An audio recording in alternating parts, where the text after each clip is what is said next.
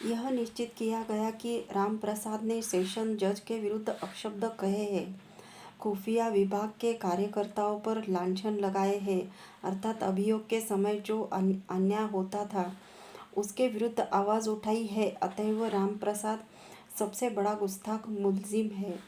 अब माफ़ी चाहे वह किसी रूप में मांगे नहीं दी जा सकती। चीफ कोर्ट से अपील खारिज हो जाने के बाद यथानियम प्रांतीय गवर्नर तथा फिर वाइसराय के पास दया प्रार्थना की गई। रामप्रसाद बिस्मिल, राजेंद्रनाथ लाहिड़ी, रोशन सिंह तथा अशफाकुल्ला खां के मृत्युदंड को बदलकर अन्य दूसरी सज़ा देने की सिफारिश करते हुए संयुक्त प्रांत की काउंसिल के लगभग सभी निर्वाचित हुए मेंबरों ने हस्ताक्षर करके निवेदन पत्र दिया। मेरे पिता ने 250 रईस, ऑनरेरी मजिस्ट्रेट तथा जमींदारों के हस्ताक्षर से एक अलग प्रार्थना पत्र भेजा, किंतु श्रीमान सर विलियम मेरिस की सरकार ने एक न सुनी। उसी समय लेजिस्लेटिव असेंबली तथा काउंसिल ऑफ स्टेट के 78 सदस्यों ने हस्ताक्षर करते वाइसराय के पास प्रार्थना पत्र भेजा कि काकोरी षड्यंत्र के मृत्युदंड पाए हुओं को मृत्युदंड की सज़ा बदलकर दूसरी सज़ा कर दी जाए, क्योंकि दौरा जज ने सिफारिश की है कि यदि ये लोग पश्चाताप करें तो सरकार दंड कम कर दे। चारों अभियुक्तों ने पश्चाताप प्रकट कर दिया, किंतु वाइसराय महोदय ने भी एक न सुनी। इस विषय में माननीय पंडित मदन मोहन मालवीय जी ने तथा असेंबली के कुछ अन्य सदस्यों ने वाइसराय से मिलकर भी प्रयत्न किया था कि मृत्युदंड न दिया जाए।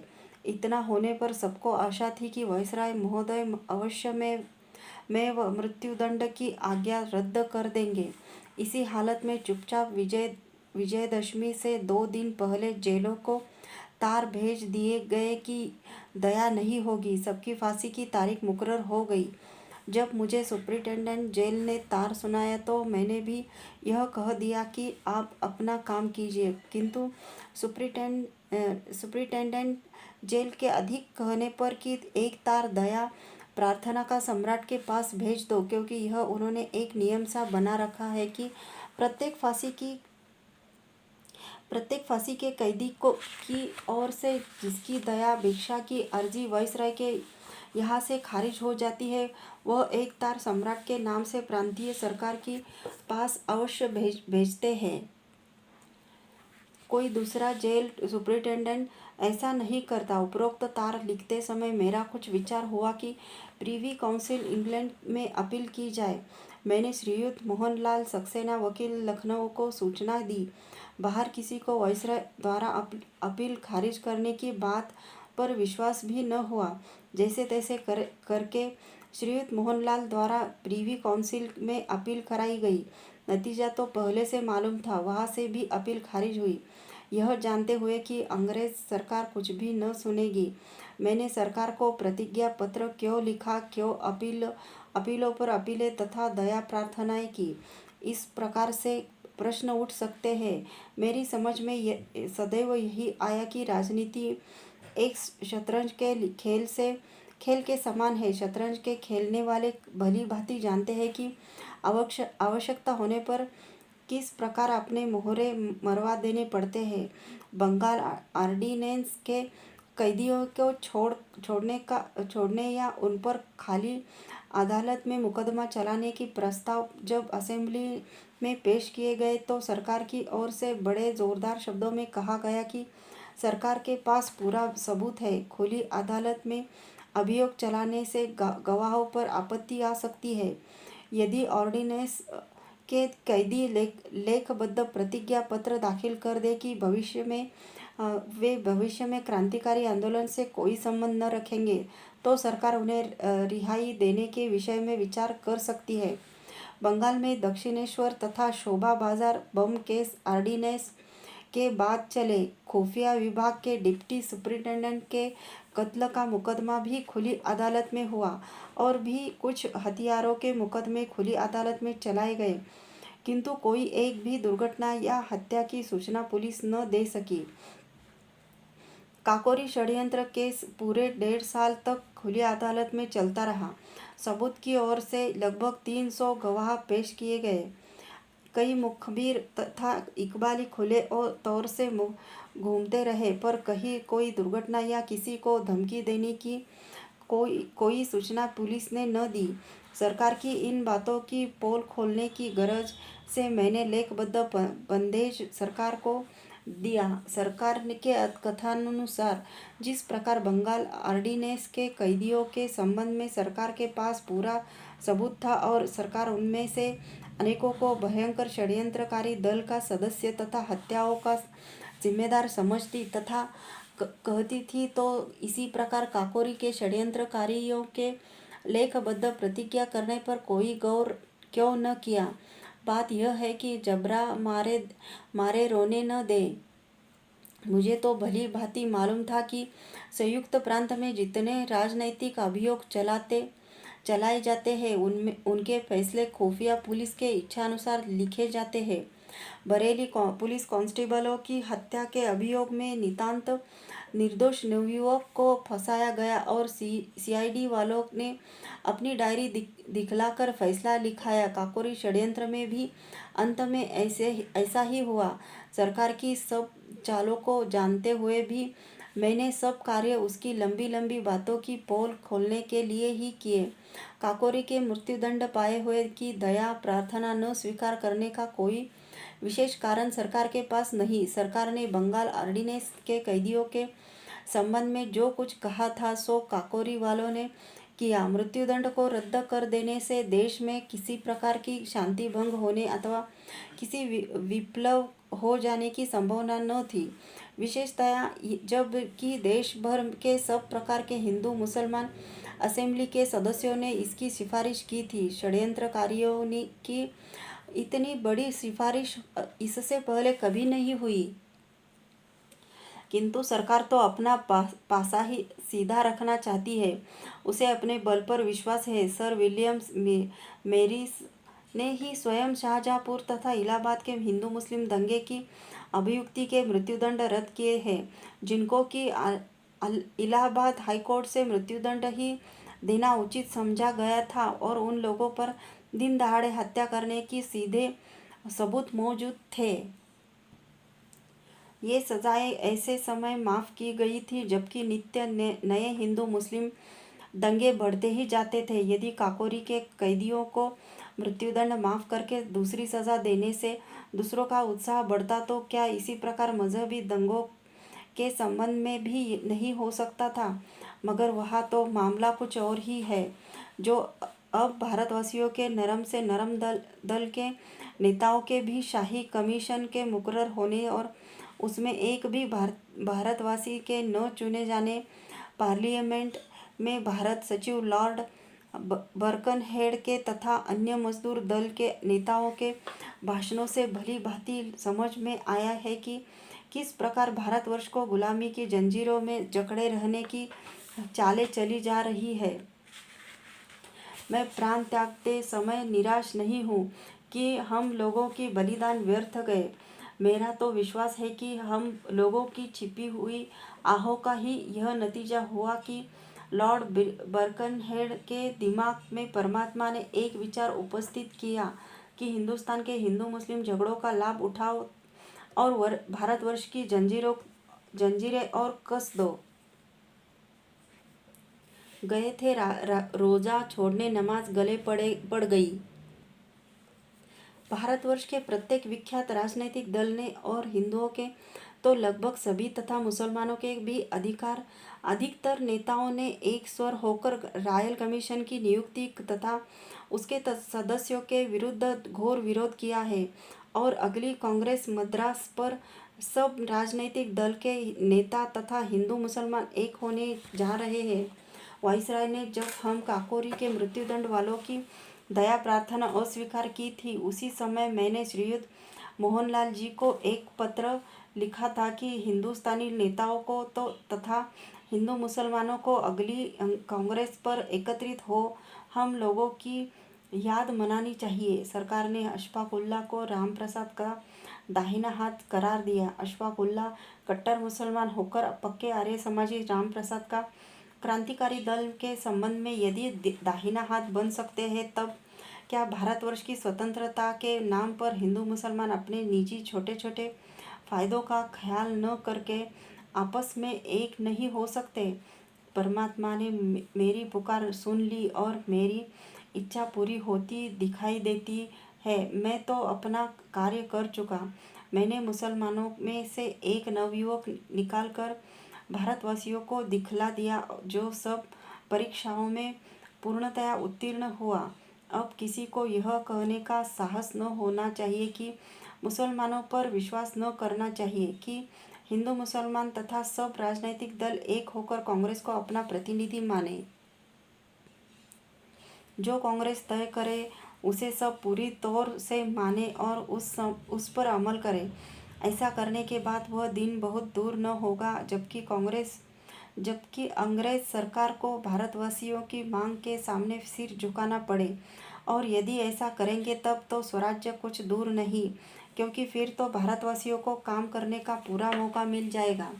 हिंदू मुस्लिम एकता ही हम लोगों की यादगार तथा अंतिम इच्छा है, चाहे वह कितनी ही कठिनता से क्यों न प्राप्त हो।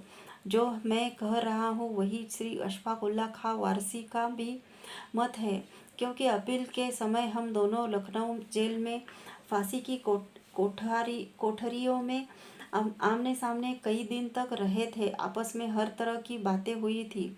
गिरफ्तारी के बाद से हम लोगों की सज़ा बढ़ने तक श्री अशफाक उल्लाह खां की बड़ी भारी उत्कट इच्छा यही थी कि वह एक बार मुझसे मिल लेते तो परमात्मा ने पूरी कर दी। श्री अशफाक उल्लाह खां तो अंग्रेजी सरकार से दया प्रार्थना करने पर राजी ही न थे। उनका तो अटल विश्वास यही था कि खुदा बंद करीम के अलावा किसी दूसरे से दया प्रार्थना न करनी चाहिए। परंतु मेरे विशेष आग्रह से ही उन्होंने सरकार से दया प्रार्थना की थी। इसका दोषी मैं ही हूँ, जो मैंने अपने प्रेम के पवित्र अधिकारों का उपयोग करके श्री अशफाक उल्लाह खां को उनके दृढ़ निश्चय से विचलित किया। मैंने एक पत्र द्वारा अपनी भूल स्वीकार करते हुए भाद्र द्वितीया के अवसर पर गोरखपुर जेल से श्री अशफाक को पत्र लिखकर क्षमा प्रार्थना की थी। परमात्मा जाने कि वह पत्र उनके हाथों तक पहुंचा भी या नहीं। खैर, परमात्मा की ऐसी ही इच्छा थी कि हम लोगों को फांसी दी जाए। भारतवासियों के जले हुए दिलों पर नमक पड़े, वे बिलबिला उठे और हमारी आत्माएं उनके कार्य देखकर सुखी हो। जब हम नवीन शरीर धारण करके देश सेवा में योग देने को उद्युत हो, उस समय तक भारतवर्ष की राजनैतिक स्थिति पूर्णतया सुधरी हुई हो, जनसाधारण का अधिक भाग सुशिक्षित हो जाए, ग्रामीण लोग भी अपने कर्तव्य समझने लग जाए। प्रीवी काउंसिल में अपील भिजवाकर मैंने तो जो व्यर्थ का अपव्यय करवाया उसका भी एक विशेष अर्थ था। अब सब अपीलों का तात्पर्य यह था कि मृत्युदंड उपयुक्त नहीं, क्योंकि न जाने किसकी गोली से आदमी मारा गया। अगर डकैती डालने की जिम्मेदारी के ख्याल से मृत्युदंड दिया गया तो चीफ कोर्ट के फैसले के अनुसार भी मैं ही डकैतियों का जिम्मेदार तथा नेता था और प्रांत का नेता भी मैं ही था। अतएव मृत्युदंड तो अकेला मुझे ही मिलना चाहिए था, अन्य 3 को फांसी नहीं देनी चाहिए थी। इसके अतिरिक्त दूसरी सजाएं